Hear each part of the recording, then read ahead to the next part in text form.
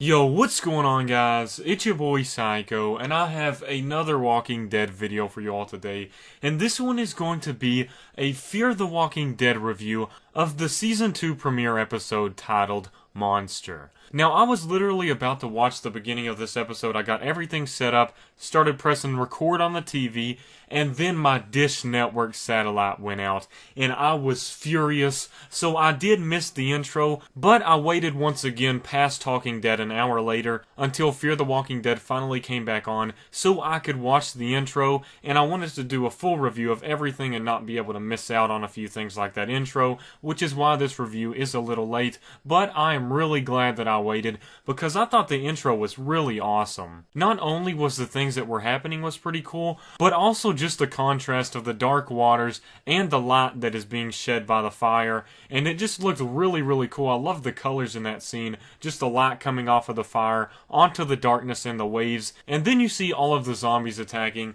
and I thought this was a really cool scene. And we see Madison and Travis fighting off some of the walkers. I noticed that it didn't really show a lot of blood and guts. It would show like a headshot of Travis slamming down a rock on a walker, but we didn't really get to see a lot of guts, and I did kind of miss that. But we got rewarded with that once they got into the lifeboat, and this is one of my favorite walker kills from Fear the Walking Dead so far. Probably my favorite so far was with the lifeboat propeller, and that was just awesome when it shows him grinding the face into the walker, into the propeller, and that was just one of those really cool walker kill scenes that I enjoyed.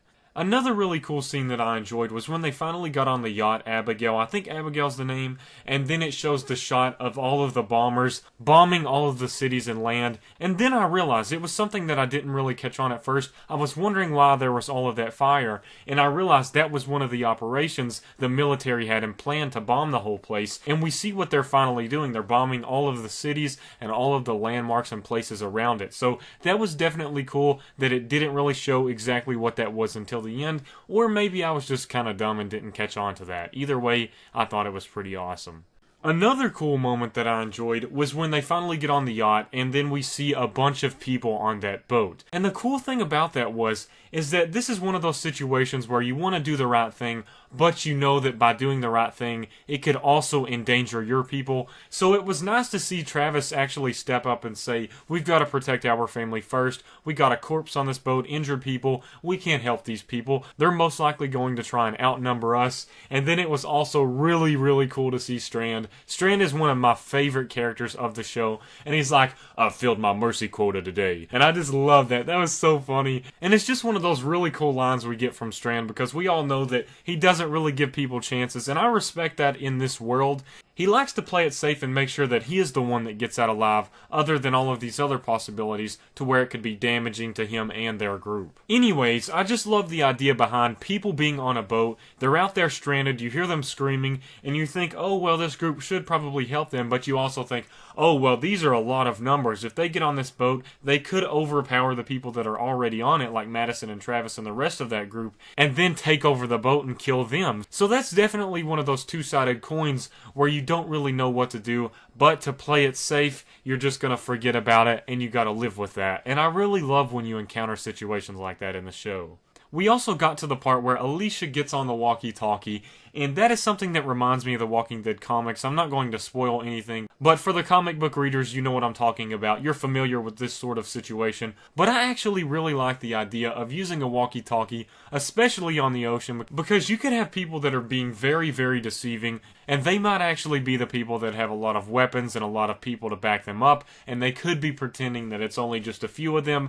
And it's definitely interesting to see this girl, Alicia, go back and forth with this guy named Jack, I think. Hey, for all we know, this guy Jack could actually be from Lost.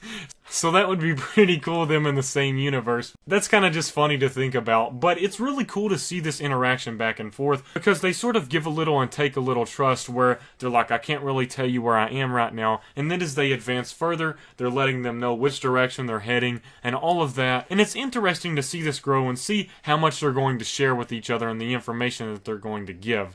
But I was a little frustrated with Alicia. This is one of those things where the character kind of makes a dumb move, but you can see these people aren't very experienced when it comes to this world yet, and they're not like our hardened Walking Dead cast, so you can understand the mistakes that they are making, because the people in The Walking Dead have made these mistakes before as well, so you understand where they're coming from. But as hardened viewers, you also understand that this is not a good idea, and you're kind of shaking your head at this character for that. I was also kind of wondering about the music and what that really meant, how it was playing over the radio, so if you guys know what that was for, just let me know. It's just one of those mysterious things that I don't really know what it was for yet. It might have just been where I had to jump in the episode a little late and I didn't understand that yet, but if you do know, make sure to let me know in the comments below, please. Moving on, we get some interaction between Daniel Salazar and Chris, and we see Travis coming in from the background, and Daniel's like, I'm sorry for what happened to your mother, and Chris is like, I'm sorry for what happened to your wife, and Daniel mentions something about seeing them before they died, and it wouldn't really matter even if they did, and we see Travis in the background, and it's sort of like Travis is looking at a father-son perspective scene, like he should be that father that is talking him through this,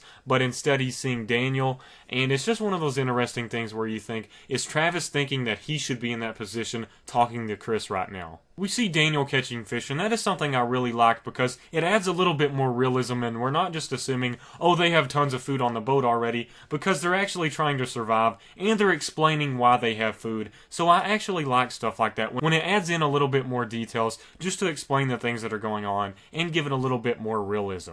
I also noticed a moment between Nick and Ophelia, and at first it felt like he was maybe flirting with her, and I do feel like he is sort of in a way, and that was his way to convey that, basically by giving her some advice.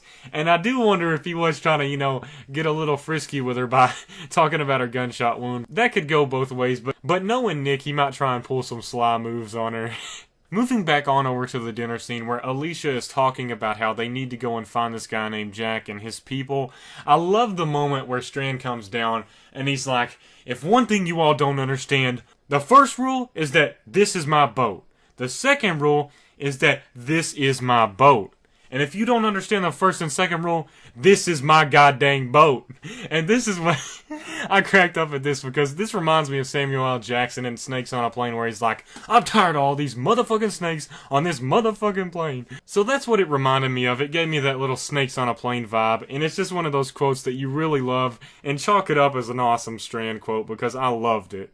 I also found the scene where Daniel was talking to Madison really interesting where he says, why would Strand take us on this boat with us? Why would he do that considering how selfish he can be and the things that we have seen him do? And that definitely makes some sense because knowing Strand, he is this sort of selfish person and we understand that he might possibly have some motives to keeping these people alive. So it does make you wonder, and it was something that I didn't really think about before, so it's something to consider and think about. There was another scene with Strand and Nick that I do want to talk about, and I feel that it is very important to the series as a whole. Nick basically asks Strand, why do you have me here? Why did you save me? And what do I even have to offer to you that is even worthy?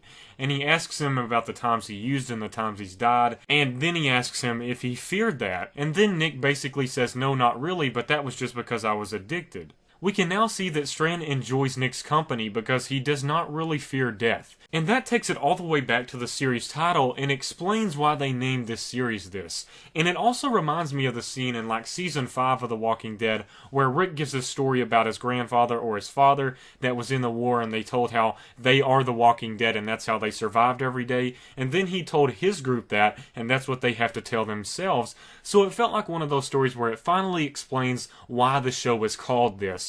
And I really like that they finally did that, and it's not just some stupid name called Fear the Walking Dead, and they actually decided to explain it and put a little lore behind it. Moving on to the final moments, I did enjoy the part where we see the boat with all of the people flipped over and the people are floating in the water as walkers, and I just thought that was a really cool premise with the idea that them not saving those people, in turn, they ended up dying because of that, and now they are seeing the wreckage. It's not something they can just run away from because they are now seeing what resulted of them not saving them. What tops the cake on that was, I thought maybe their boat just flipped and they all drowned or something, but then we get the little tip with Madison and Travis where they basically talk about how someone else has done this to them, and that definitely adds a whole lot more to the situation because it's not like these people just drowned. We know there are terrible people out there that caused them to drown or either killed them and turned them into the dead. So having them on the radar with Strand, it makes you wonder, are these people the people that Alicia was talking to? And either way, these are bad people, and they will kill innocent people for probably no reason. The scene with Nick going out into the water was also pretty cool, where he goes up under the boat, and I think it's kind of cool to finally see walkers in an aquatic environment and see them, and I think a good name for them would be drowners or something like that. That would sound pretty cool considering we've got walkers, you call them drowners. Either way, I thought that was pretty cool, and just the setting of the season so far. I know a lot of people might get tired of the ocean, but I think it's a really cool premise and a really cool setting, just because you get that difference from what we've been seeing on The Walking Dead, and we finally get something that differentiates from that with this city environment, the Los Angeles city, and we get the beach and waters and islands and things like that. I've always enjoyed the beach and things related to that, so I really like seeing the different setting happening here. Overall, this was a pretty decent episode considering it is Fear the Walking Dead. It was pretty good, and it definitely added on to some interesting concepts that could be forming in the future next episodes. And I did enjoy the cliffhanger. I always enjoy the Walking Dead cliffhangers, except for the one we had in the season finale of season 6. But I always do enjoy the cliffhangers that get you wanting to see the next episode. And it's a good way to grasp the audience successfully, so I'm definitely excited for the next episode. And although there were some minor problems with the episode, such as some characters making stupid moves like giving information out on the walkie-talkie and radio, but you do understand that these people are new to the apocalypse setting, so they will make some dumb moves at first. I also don't know why the hell that stupid Chris kid decided to go out and go swimming in the water when he knows that there are drowners in the water that we have seen. He even saw them in the water when they were at the lifeboat, so he knows he's taking that risk, and I don't know if he's suicidal or what's going on with him, but I definitely believe that was sort of a dumb move. And before I go, there's something that I forgot to mention, and that was the scene with Chris and Travis. And we get the little funeral for the woman, and finally we see Chris just knock her out into the ocean, and I was thinking that maybe he would actually forgive Travis a little bit, but we just see him act like a little punk, and that definitely kind of made me mad, and have a little more hate for that character, especially when he punched Travis.